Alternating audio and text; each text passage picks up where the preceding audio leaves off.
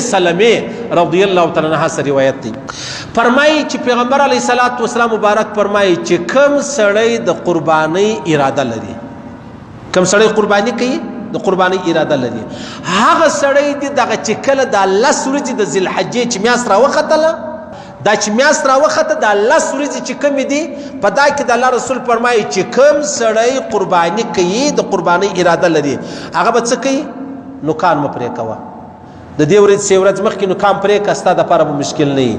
د سر ویښتان مه برابروه، په ژره باندې کار مه لره، په بریتو باندې کار مه لره، په ځان باندې کار مه لره.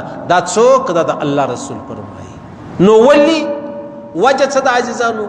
په اسلام کې به ما تا په وجو پسې نه ګرځو چې وجه څه ده. وجه دا ده چې د الله رسول فرمایلی دي، وجه دا ده چې د الله رسول فرمایلی دي. زه اوس که د الله رسول نه وی ویلي بیا موږ وایو چې نو څه وجه ده؟ بس ما او ستا دپاره وجه زما او ستا ایمان دی. زموږ ایمان پر پیغمبر علیه السلام دی. چې پیغمبر علیه السلام وفرمایلي آمنا وسلمنا. هغه سړی ډېر بد دی چې بادار خبره ورته وکړي دی ورته وایي ولې پر چی شي څنګه صحیح سو، دا ډیر بد دی. او چې کله بادار خبره وکړه فورا ولاړ سو، لکه محمود غزنوي به ایاز ته وویل فورا پوښتنه به نه وله. نو دا اصل اطاعت دی، دا اصل فرمانبرداري ده، دا اصل ایمان دی. نو موږ ته پیغمبر علیه السلام مبارک فرمایي که تاسو را ولاړ سئ کوم سړی چې قرباني کوي هغه د نوکانو ویښتانو بل نه برابروي، نو دا به الله پاک پر دې و ما تا ته اجرونه راکړي. اوس خبره دا ده عزیزانو، خبره دا د موږ ته چې کله یوه خبره واورو په څه دې نه رسېږو، په څه دې نه رسېږو چې خامخا د الله رسول فرمایي ته به نوکان د الله ورځې نه پرې کوې. یاره که ستا 40 ورځې سوي وي بیا پر تا واجبه ده په دغه ورځو کې نوکان پرې کړه.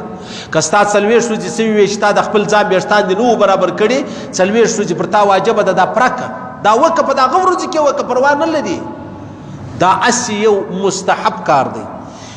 دا د امام شافعي صاحب رحمه الله، د امام مالک صاحب رحمه الله، د حضرت امام صاحب رحمه الله په نیز باندې دا مستحب کار دی، ښه کار دی. که چا وکړي ډېر ثواب دی، که نه وکړي ګناه نه لري، پریشاني نشته پکې.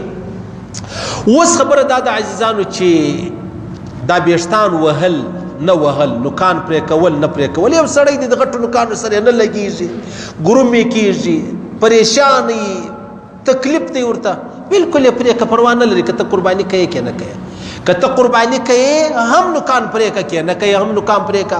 ګوره ما درته ویل د الله رسول فرمایي ښه خبره دا ده چې سړی ونه کړي، که دې وکړو پروا نه لري. لکه اوس ما درته ویل چې پیغمبر علیه السلام فرمایي ته د عرفات په ورځ باندې روزه نیسئ، نو ښه خبره ده چې ونیسو.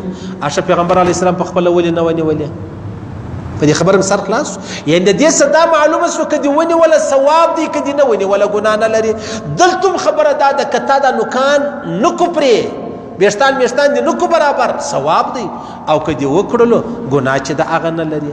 بیا علما فرمایي دا په اصل حقیقت کې د حجانو سره چیش دی؟ مشابهت دی. حجان هلته نوکان نه پرې کوي، احرام دی، حج دی، بریتونه وژره مر ویښتان سره دورې کوي، صحیح سلو. نو لہذا د دې خلکو مشابهت د چا سره رالی؟ د حجانو سره رالی. بیا بعض علما فرمایي چې کوم څوک قرباني نه کوي د هغه دپاره هم ښه خبره دا ده چې دا نوکان چې د هغه وهمه ویښتان کار مور باندې لره، د الله سورجې پروا نه لري. ولې؟ لکه دلته د قرباني والا مشابهت د چا سره رالی؟ د حجانو سره رالی.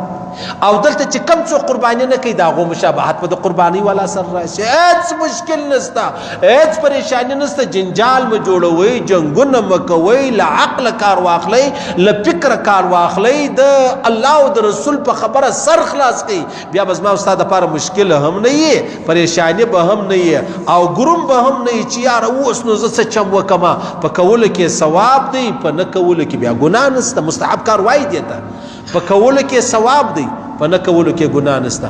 فرض ضروري دي خامخا به کوو، واجب ضروري دي خامخا به کوو، سنت ضروري دي خامخا به کوو. صحیح سلو. اوس نو نفل دي که یو سړی پر نفل باندې ودرېدی، ته دا ورته ویلی چې تا ولې نفل وکړو؟ یا دی ما ته ویلی چې تا ولې نفل نه وکړو؟ یا نو چې زه نه کوم نفل، ما ته خدای ګناه نه راکوي پر دې چې دا د کم نفل وکړو، پر دې درته الله ثواب ورکوي. بس دا ټولې خبرې چې ما ته در وښولې، دا د نوکانو د پرې کېدو غره واخله، د عرفات د روزې غره واخله، د دې دغه معنا سوله. الله پاک دې موږ ته توفیق راکړي.